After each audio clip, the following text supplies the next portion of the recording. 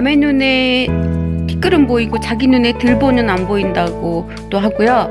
그 다음에 똥 묻은 개가 재 묻은 게 뭐 나무랜다 이런 말도 있고요. 그리고 바로 얼마 전에 핑크색을 보면 색정이 생각난다 이런 말도 했고요. 세상에 자기들은 최고로 순결하고 정의롭다고 그렇게 생각을 하는 것처럼 했죠. 자기들도 그렇게 생각하는 것 같아요.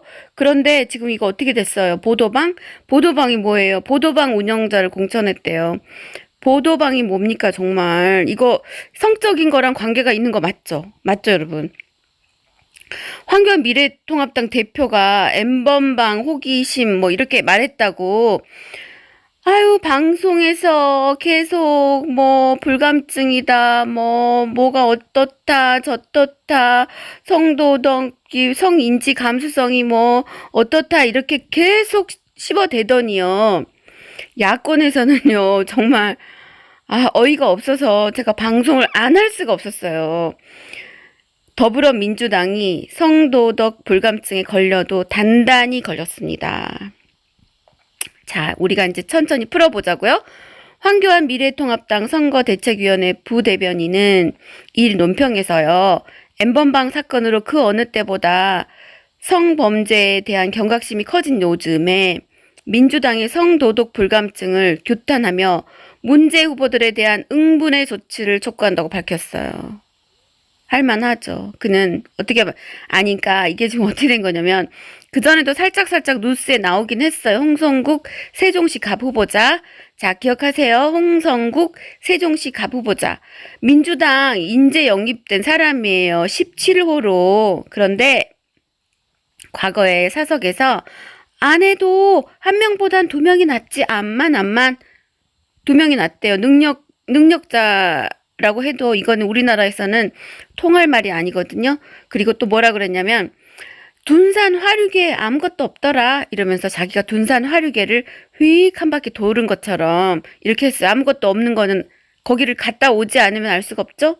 라면서 여성 비하 발언을 수차례 했어요. 그리고 또 홍 후보 그 사람에 대한 이제 이런 그 발언들이 이미 나왔었거든요. 그러니까 공천 철회를 요구했겠죠. 철회를 해라 이렇게. 그런 국민들의 목소리를 외면한 채 이제 민주당은 오히려 그 세종시 갑 홍성국, 이 사람 말을 꼭 이 사람 말도 기억해야 되고 이 사람이 어디 지역의 후보인지도 우리가 잘 알아야 돼요.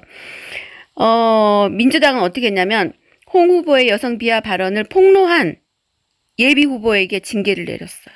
말이 됩니까? 잘못했다고 말한 사람을 징계를 내렸어요. 그리고 이해찬의 그 성적인 개념이 어떻게 되냐면 그 사람이 소중한 인재래요. 네, 소중한 인재라면서 홍 후보의 후원회장을 맡기까지 했어요. 뭡니까? 이해찬 씨 어떻게 된 거예요? 네?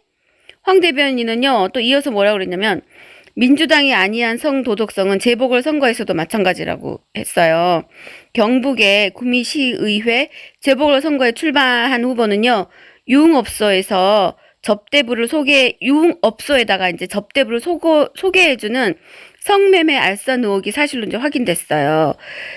그러고서 그러니까 이게 확인되지 않으면 그냥 살짝 스리슬쩍 넘어가려고 했는데 그 사람이 다시 한번 말씀드릴게요. 경북 구미시의회 재보궐선거에 출마한 후보가 유흥업소에다가 접대부를 이제 배포가 아니지 사람이니까 접대부를 이제 소개해주는 알선자예요. 알선자.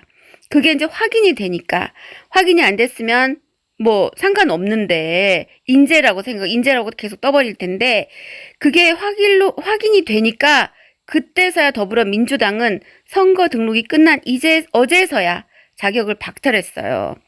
얼마나 아니라고, 네? 도덕 불감증이 얼마나 대단한지 알겠죠?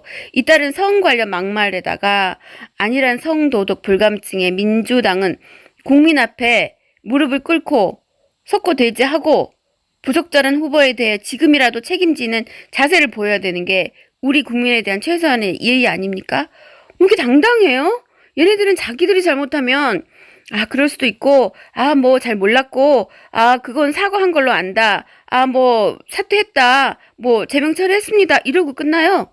그런데 남이 상대방이 조금이라도 뭐 잘못하면 부적절하고 사퇴하고 뭐 전체적인 국민에게 대국민 사과문을 발표해 이렇게 나오는 거예요.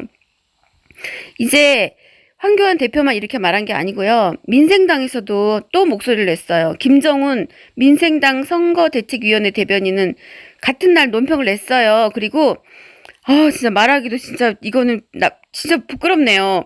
보도방 운영자까지 공천한 민주당 모든 당직자 성폭력 예방 교육부터 받아라고 힐난했어요. 교육을 받은들 이 사람들 머릿속이 깨끗해질지 모르겠네요. 김 대변인은 민주당이 오는 15일 국회의원 총선과 같이 치러지는 경북 구미시의원 보궐선거에 보도방과 남성 접대부가 있는 유흥업소, 이거 뭔지 아세요? 호빠예요. 이거 속칭 호빠라고 하거든요. 네, 그 유흥업소를 운영한 의혹을 받는 인물을 공천했어요. 그리고 이제 이 같은 사실이 알려지니까 아까도 말씀드렸지만 알려지지 않았으면 계속 그냥 냅뒀을 텐데 알려지자 부랴부랴 그때서야 부랴부랴 공천 자격을 박탈했어요. 그렇게 말했습니다. 이제 그 사람은 또 계속 뭐라고 말했냐면요.